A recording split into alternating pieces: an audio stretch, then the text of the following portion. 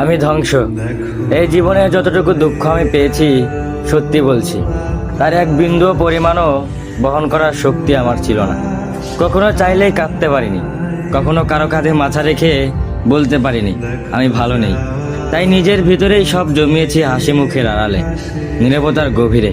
মানুষ ভাবে আমি শক্ত, আমি নির্লিপ্ত, আমি সব পারি, অথচ কেউ জানে না ভেতরে ভেতরে আমি কতবার ভেবেছি।